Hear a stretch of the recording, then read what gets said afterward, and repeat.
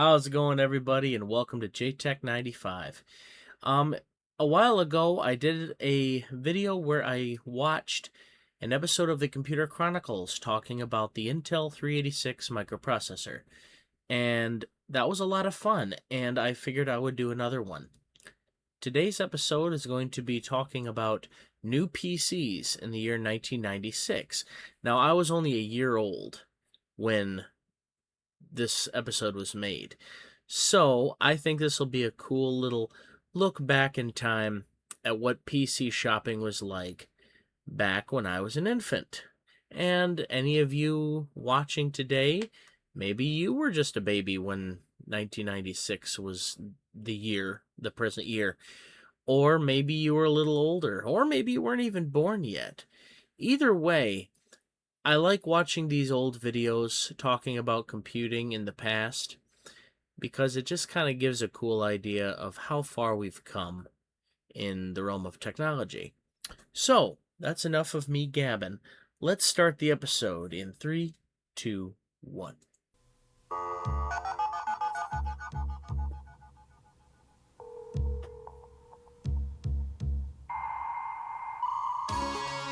Ah, the new intro music.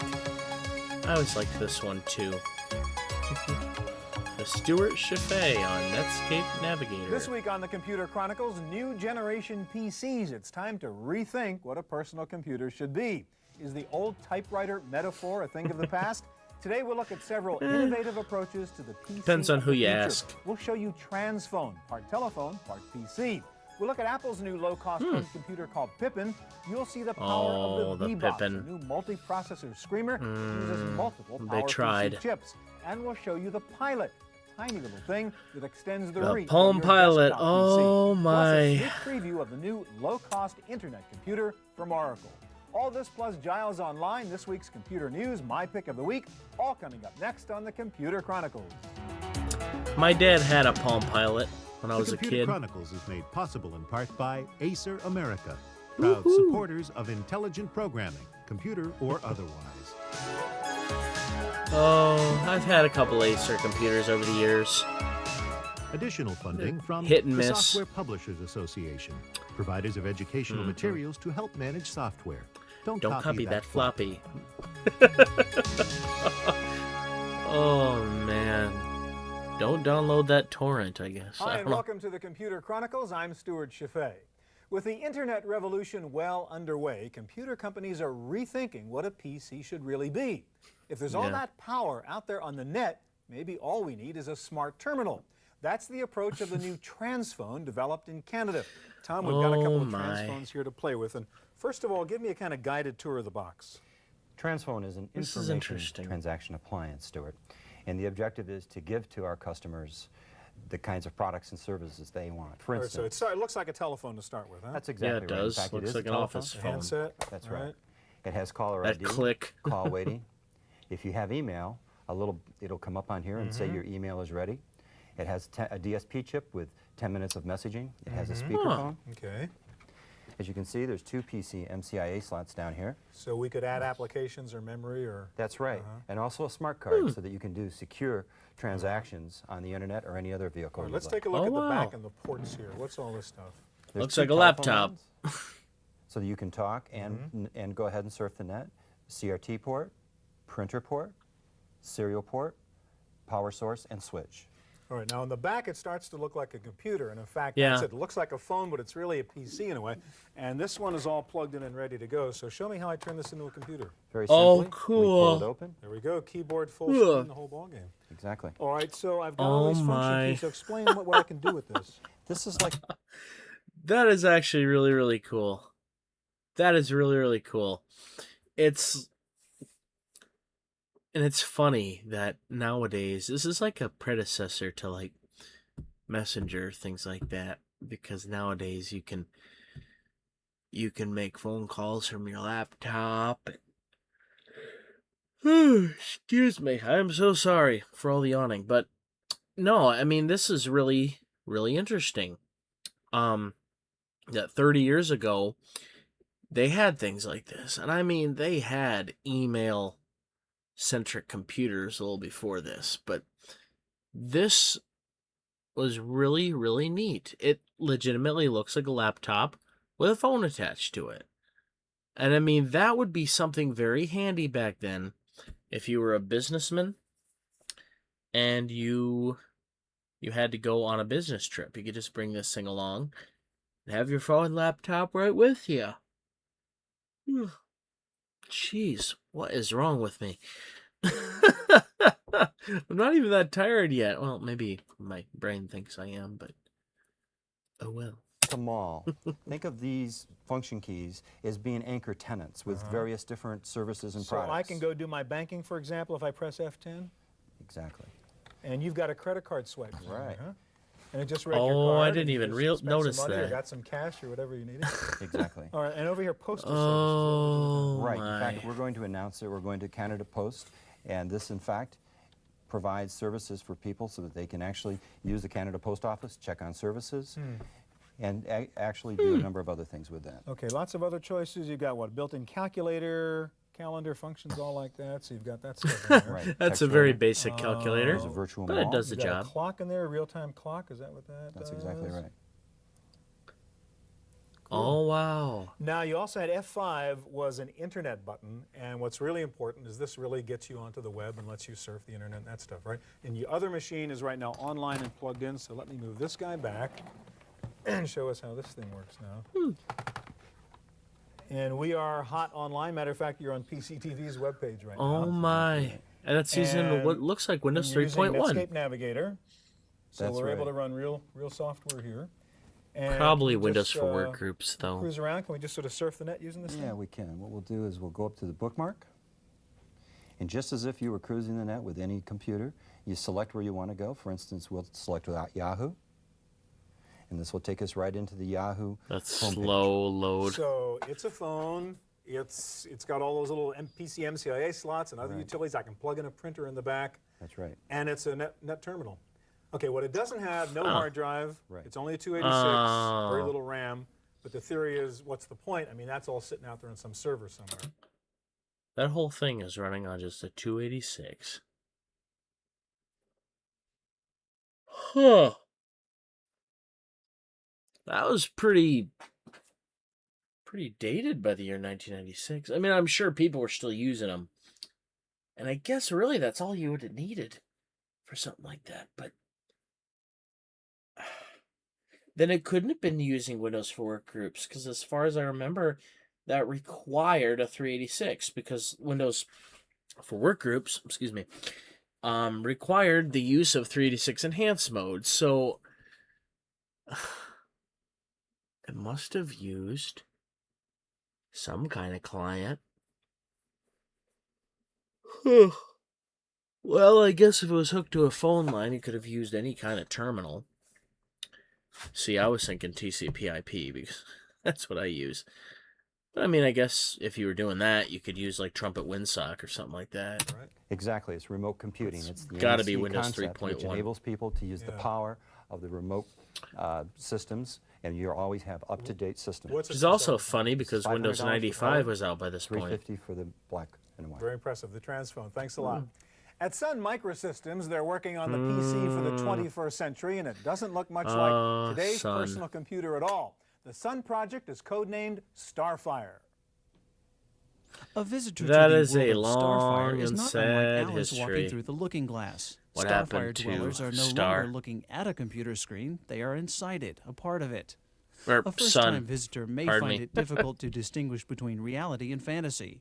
And yet, the Starfire project was conceived as a practical, likely successor to today's generation of two-dimensional, fragmented computers. Starfire is essentially the world as a computer. You have a Wow. private cyberspace. You can get to it on your portable. You can get That to it is on really, your really desktop cool. computer, or It's you like a can, little in the virtual case of Julie in the reality film, her desk headset computer. thing. Or you can get to it by bringing your wristwatch close to a public terminal halfway across the world. To demonstrate their concept, Sun Microsystems even produced a short motion picture that mixes live actors with special effects. In an office setting, the seamless desktop and lifelike video conferencing would combine to bring scattered data and distant colleagues Oh, together. wow. They call it telepresence. The idea is that you reduce the the borders between cyberspace and actual space. When we looked at video conferencing, This was we ahead of its discovered that time. the problem is not making the remote person feel part of the group. The problem is a sociological problem of the group accepting the remote person as part of the group. And that is funny he mentions that, because like I said, this was very ahead of its time. We take things like, oh gosh, I'm going to be dated now, but Skype. Remember that. We take things like that and Messenger and Zoom and things like that. We take that so much for granted now. But there was a time when that kind of thing was unheard of. I mean, having a video conference full screen. Oh, was something you only saw in, like, Star Trek. Like, when I was really little. I mean, obviously, they had it when I was really little. As you can see in this video. But I only saw that kind of stuff on, like, Star Trek. Things like that. You know, put them on the screen, number one. You know? You know? Oh, man. But, yeah, this is incredible. Just seeing how far we've come, and like I said, so much we take for granted now, that at the time, 30 years ago, this was such a big deal. When they're on a little TV screen somewhere over in the corner, it doesn't happen. So we brought them up to the table and we made them full-size, real life. Now, In fact, we that had a looks very like Star interesting Trek. problem when we got Little into the editing hologram-looking suite, thing. in that they just simply looked like we were sitting at the table. Starfire designers Tognazzini and Michael Deering admit that there are some obstacles to overcome. Telepresence course. will require data transfers of 1 terabyte per second and display resolutions that are hundreds of times higher than today. But Sun believes that once we get used That to the idea of sneeze. an all-encompassing computing terabyte environment, per we will second. never understand how we lived without it. Wow. For the Computer Chronicles, I'm Giles Bateman. Sun Microsystems was an absolute powerhouse. And now their former headquarters is the headquarters of Facebook. Wonderful. One of the arguments over the future of home computing is, will we add computing power to our television sets, or will we add TV They're gonna capability to our they're gonna personal talk about the computers? Gateway Apple 2000 is betting thing. that the TV I'll will bet be ya. the preferred viewing device with a new approach to home computing called Pippin.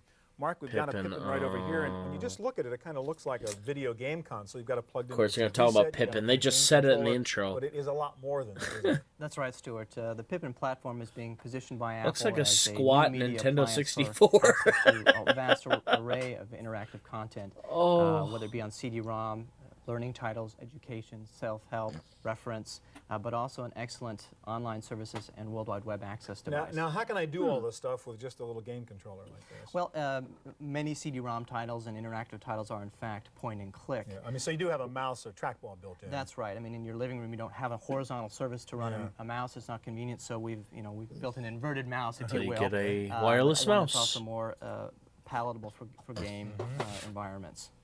And you can plug a keyboard in too if you needed it, right? Absolutely.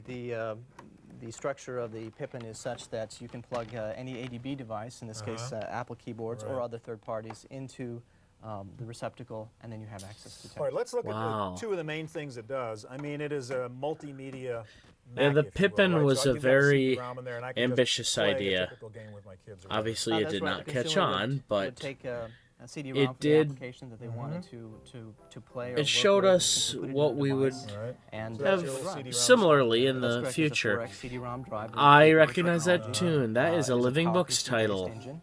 And here we see wonder if they'll a show very which popular one. title, for the 3 to Bet you it's 5-year-old Arthur's bracket of birthday Living or Books, just Dr. Grandma Seuss. and Me. They say it's PowerPC based. What about the operating system? Is Dr. this using Seuss. Mac OS? Okay. Well, it's a Dr. version of Seuss the Mac OS. It's really ABCs. Pippin OS because it's slightly different. It is, in fact, smaller than a normal Macintosh OS, and it's pressed on every Pippin CD. The experience is booted from the CD. All right, and a Pippin CD will run on a Mac or run under Windows? That's right. We'll certainly run on Is a that Mac. thing 1 and which thing means 2? that immediately there are literally millions of playback machines. No, that can play no, Pippin they had red titles. shirts. And if it's a multi-mode title that's included Yeah. a Windows version or DOS version, it would run in that. Okay, now the other thing this does is it lets me use it as an internet terminal, basically, right? So That's would you show correct. me how I'd use this to log onto the net and surf Okay. the web and all Sure. that stuff? Let's head over here. We'll get out of this title. No, don't quit. It's probably important to note, of course, that this is being displayed on a television set. Like how they both pause just to allow the Seuss creatures to say their piece. So respectful. Which has different technical challenges than an RGB monitor in the computer space, and we've done a lot of work in hardware to try and minimize flicker and overscan and things that would. Yeah, that's why I'd like to see what the web looks like and the resolution of a TV set. Well, it will never be as good as an RGB monitor. TVs just aren't that good, but we think we've done it. But again, with a TV set, I'm probably not going to. It took them a while. It definitely right. took them a while. Most people aren't going to be surfing the web to read a lot. So we up in real time now using Netscape? Give it time. We're booting in. We'll be in real time here with Netscape. Okay. Yeah, let's get to the. And we can just go surfing around here using Pippin No watch. as an internet terminal. That's correct. I'll just got some bookmarks here. We can go quickly to, say, the Apple Computer page. And so it's got sort of modem built in? The modem either can be built in as a GeoPort. That is slow. Device, which means that a GeoPort pod can be there it is. added to it. In this case, our first licensee, which is Bondi Corporation, who announced earlier this week that they will begin shipping the device in Japan next week, in fact, is bundling a modem. Oh, Bandai. Okay, what about storage? I take it there's no storage. Okay, Bandai. They worked with Namco a lot. Bandai. At first, I thought he said Bondi. And if that was the case, this would be an entirely different conversation. Wait a minute. I'm dumb. I'm thinking of Bonzi, not Bondi. I don't know where. Anyway, no, Bonzi. Oh man. LGR did a video about Bonzi. And Bonzi Buddy, the little purple gorilla. That, I don't know. Maybe I'm more tired than I thought. Oh, jeez. Anyway, back to the video. Sorry. There's some storage. There's 128K of flash memory, so it's non-volatile, but it's and it's great for So you saving can store simple things, bookmarks. bookmarks for the internet and preference files for the game and where you left it. 128. Wow. There's an optional floppy drive, Yeah. and there will be other peripherals available in time with larger storage. Real quick, finally, what's the intended price, Mark? Bondi is shipping this device now at 648,000 yen, which is by today's rate about $650. yen. That's for the device. Okay, I thought he was gonna say $650,000 or something. Jeez. Oh, it is Apple. Thank you very much. You're very welcome. All right, well, the computer industry is still trying to find the ideal model for a portable computing device. We have laptops, palm tops, and desktops. No one seems to have come up with the perfect combination for the mobile user. One very innovative new approach is the Pilot from the Palm Computing Division of U.S. Robotics. And Ed, you've got a Pilot right here, and it's so... Before we get into the Palm Pilot, I actually really quick want to see, using an inflation calculator, what $650 in 1996 would be like today. So, let's look this up really quick. I'll go to the Bureau of Labor Statistics. Let's just say May of 1996, $650 has the same buying power as $1,386.14. I don't know if you can read that, but yeah, my cam isn't that good. But that was a lot of money. Gosh, that brightness correction took a while. I need a new webcam. I really... Jeez. I'm using an old Logitech HD 1080p. Help.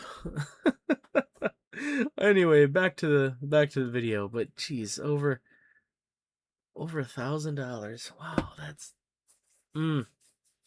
for a video game system, a glorified computer/gaming system. That's nuts. Small, you have it in your shirt pocket. That's right. It fits in your pocket. All your important personal data you can carry with you anywhere. On it is an address book, a date book, to-do list and a memo pad for all your contacts. I can store thousands of records in this small device. So. Okay, now position it for me. Why is this different from Newton or a Sharp Wizard or any of these the other things? Newton. Well, it allows you to carry all your important personal Yeah, information that's an in your older pocket, model. Like, My dad's unlike was from those about products, which are big and bulky, this 2001, one actually maybe? fits in your shirt pocket. And if you're A little going to more have all your curved. calendar and all your contacts on you, you want to be able to take them with you anywhere. But you have all that same functionality in here? Absolutely. You have a calendar, address book, to-do list, and a memo pad. It's very easy to get access to those and very fast. We actually have one button interface to any of those. It both turns the device on and takes you to the preferred view of your data. So here's The for Palm instance, Pilot was today's a big date, thing or I can go for to a while. my address book and click It to there was on my to-do list or pretty my memo quickly pad. There's also a little phased out in calculator favor on of board here, allows you to hunt and peck around and smartphones, actually do but the calculations as well. You know, now the Before thing that I don't like about most smartphones. of these devices is I have one you had set a of dumb data phone, and information over here in my like portable flip or phone, palm top device, and another a Palm set Pilot of could information come in in my handy. desktop, which is a nuisance because you're worried that things are going to get out of sync. This is really designed to solve that problem. But even flip This product phones was started to designed come as with a things like PC calculators. accessory, as So opposed to a standalone product. And it comes with this little cradle here, and this cradle is a serial connection to your docking PC port, environment. When you come Oh, back from being in serial. the field and viewing Oh, yeah, information and putting USB was information into the still device, really you new drop the at device this in this point. cradle, and then it synchronizes with desktop software that comes with the system as well. And we provide you with a full desktop PIM that's a companion PIM, a personal information manager, that allows you to input information either on the desktop or on the All right, now handheld. show me how you do that. I'm out in the field, I'm on a trip, I make a note, I make a date, I change my calendar, yep. and I come back to the Had to office, use and the how do I make sure stylus there. all my databases say the same thing? Well, gotta I'm adjust to inputting my right chair. now a new entry into my calendar. I'm going to say lunch with Stuart. Oh, that's And that's better. the graffiti sort of recognition stuff you're using, right? Right. Oh, I forgot you could do that. This allows you to enter It text worked into the sorta system at up to okay. 30 words a I minute with remember. 100% accuracy. I just put in a new date for you. I'm going to drop this 100%. device. Okay, so I come back to my office, Right. Try 90%. and I want to make sure my life is in sync here. So what do I just stick that in the cradle? Drop it in the cradle, and all I have to do is push this Oh, single button right Stuart here. That's the is entire hilarious. user interaction with the device and the PC. I push that button, you see it starts to synchronize right So now. I'm saying to my PC and to my Pilot, sync up, guys. That's right. I And, remember the software on that the PC, it's called screen. Hot Sync, going through Oh, the synchronization man, process hot right now. It's syncing, checking yeah. the date book. It's doing the address book and to-do list and the memo pad, and it's complete. It just takes seconds So to do any that. changes I would have made in my little Pilot is now being made in my PIM that's inside my desktop. Right, you can see our appointment just showed up there, lunch with Stuart, and that is a new appointment we put in the field. In addition, you can put information in on the PC, and when you push the button as well, it downloads both ways. So it's an intelligent synchronization. Goes two ways. I make all my changes here tomorrow morning. Before I leave the office, I plug that in and say, update me. That's right, or your secretary or someone else is Yeah. back at the office updating all the information. What's it going to cost? The device, the cradle, all the desktop software comes in a complete package for $299. That's a good differentiator. Thanks a lot. All right, much of the talk about the need for a new low-cost $299, internet huh? computer has come from Oracle, which is a software company. Recently, Oracle CEO Larry Ellison showed off a prototype of the new Oracle terminal, now officially called the NC, or the Network Computer. Really quick, I put in that price into the inflation calculator as well. $299 back then would be the same as $637.62. So, I mean, well, you couldn't make calls on it, but it was still cheaper than, that would still be cheaper than some smartphones today. But by today's standards, a Palm Pilot is so antiquated. Albeit still really cool, but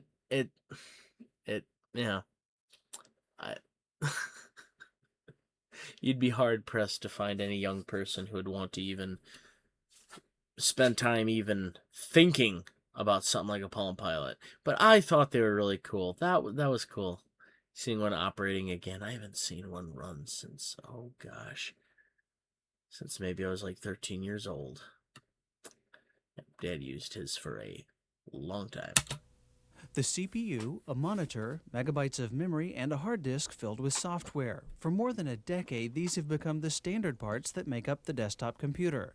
But that could change if Oracle, the database giant, finds a receptive audience for its new version of computing called the NC, or Network Computer. We think that the hardware is too Looks like a expensive. group of skyscrapers. And the hardware is expensive kinda. because, again, it's very general purpose. The software is too complicated, again, very general purpose. So the idea is to create a class of hardware devices that do fewer things, but what they do is they do very well. So they access multimedia, so you can do video and audio. Good. They let you do email, they let you do word Good. processing, they let you access the Good. web, but that's pretty much Great. all they do. It's also our observation that most information is going to be on the network. The NC is actually Yeah, a group of accurate devices statement. ranging from a thin box that attaches to a television set to a portable version, a multimedia system, and a computer phone combination. For Kinda secure like the one we access, saw the units earlier. can be activated by personal smart card. They all have one thing in common, however. The software and files are stored and accessed remotely, And they either look on a to be company incredibly network slow. or on the internet. The key to a network computer is the network. The fact that everything I do is maintained for me back in this safe network site so that I can always get to it from anywhere, and if the device I happen to be using fails for some reason, the information is maintained. I can get to it from another device. Oracle foresees the internet as the worldwide equivalent of a corporate in-house network, where someone else keeps the hardware humming and backs up your files, and software upgrades arrive automatically. The idea is to take the rich experience, the graphics, the interactivity, move that to the client, to the device on the desktop, but to have the administration back in the server. So you end up with the best of both worlds. For the Computer Chronicles, I'm Giles Bateman. Oh, wow. Things have changed. But a lot of these things we're seeing today are things that have evolved over time. And some of these things were the beginnings, the building blocks, so to speak. With Microsoft and Intel dominating the computing world with their respective control over software and hardware standards, you would think someone would be nuts to Wait introduce until a new model for a 2026. personal computer with a new operating system. But B Incorporated has done just that with its B-Box, a new approach to high-powered computing. Mark, we've got a B computer over here. Why a new operating computer. system? Why did you feel that was necessary and take on all the risks that are associated with that? Well, when it started, we really started with two precepts. One was that that one haircut. processor per person was not enough. We've been laboring under that assumption for 20 years.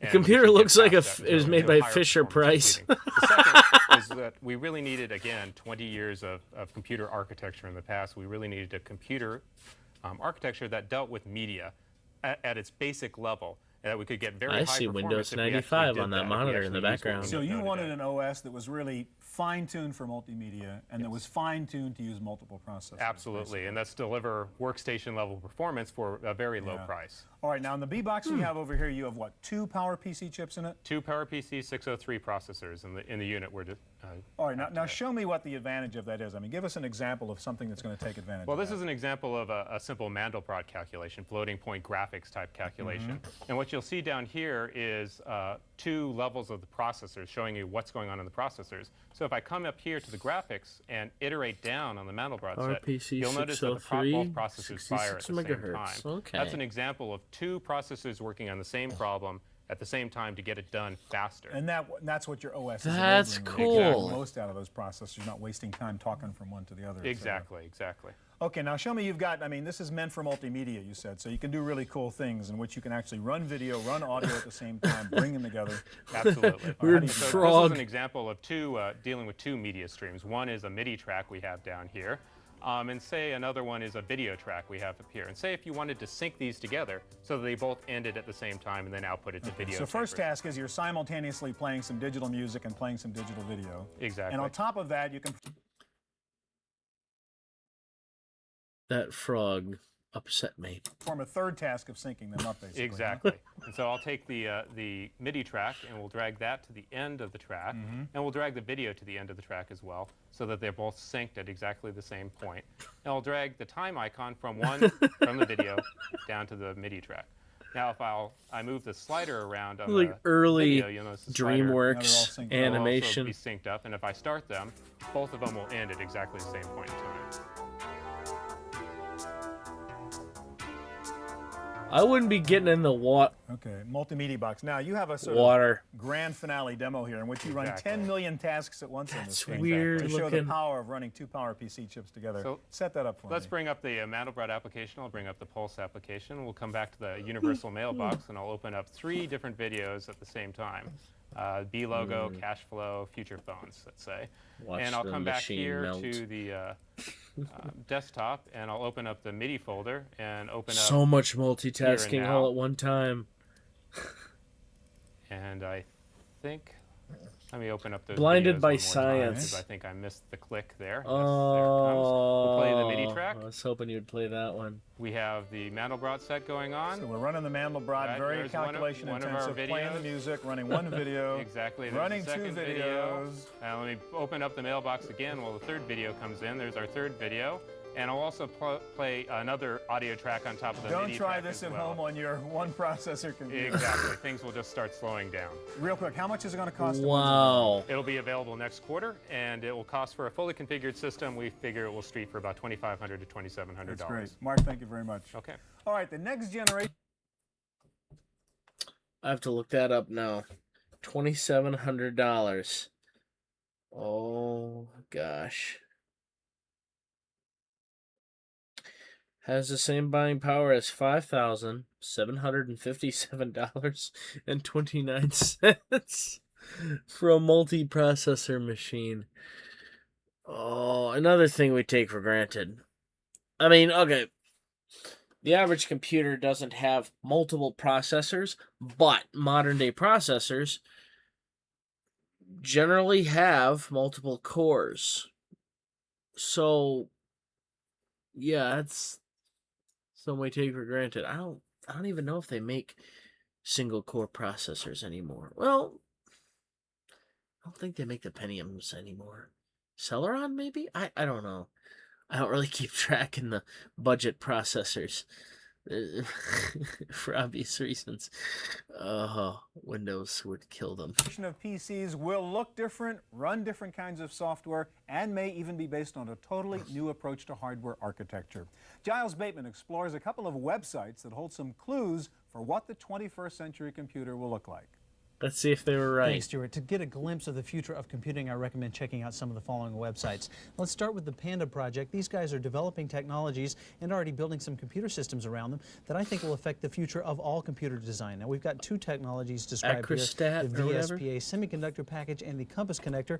And while the semiconductor package does represent advances in semiconductor design, I think the bigger impact will come from the Compass connector. Right now, PCs are all built around a motherboard. Everything connects to the central motherboard. But with the Compass connector, PCs will be built more like the internet, based on a backbone. This will make them more modular, more scalable, which translates into tremendously more powerful machines that are easily upgradable. No plan. And we still use motherboards to this day, so that one kind of... The obsolescence there. Now that's what's going to happen on the inside of machines. If you want to see what will happen on the outside, let's check out the design firm Design Edge here and take a look at their portfolio. You can see some things they've designed, I think notably the Sensu. Sensu is Japanese for fan. It kind of looks like a fan because this is a handheld computer with a curved screen. Now, while the hardware The is going to 90s were have some wild. advances, let's hope the software keeps pace as well. Human Code is a design firm that designs interfaces, and we can take a look at their past portfolio, a lot of multimedia projects, but although these are projects that already exist, if you take a look at some of their interfaces, you can see what your computer screen and interface might look like tomorrow. Thank you, Giles. Now, time for our weekly summary of the latest news in the field of personal computing. Here is this week's Random Access. Ooh, here we go. In the Random Access file, the computer industry created two more instant multimillionaires. Recently, Jerry Yang and David Filo, founders of Yahoo, have taken the company public. Yahoo provides a way for computer users to easily search the World Wide Web. The stock opened at $13 and rose as high as $43 We always during use its Google, first day but of trading.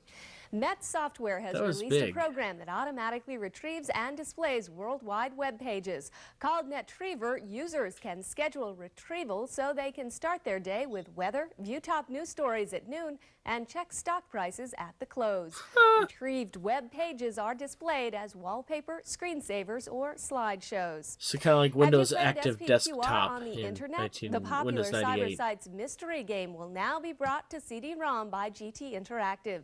The company says it plans to work with cyber sites on future CD-ROM titles with internet components. Shopping online is picking up acceptance among internet users. Market researchers say 19% of internet users have actually made purchases online, but 59% are expressing interest in making online purchases. Core Dynamics has introduced a video television card for desktop And along PCs came called Amazon the and Dynamax eBay and all Hi-Res that. Plus. Users can watch TV and capture images with its video snapshot recorder. The ISA card costs about $300. And New Media has announced a game card for laptop owners. The Game Jammer PCM CIA card features a built-in speaker, so you won't miss any of the noise in your favorite games when you're on the road. That's it for this week's Random Access. We'll send it back to you, Stuart. Okay. Now for my pick of the week. Not only is the basic model for a computer changing, the model for computer peripherals is also changing, especially pointing devices.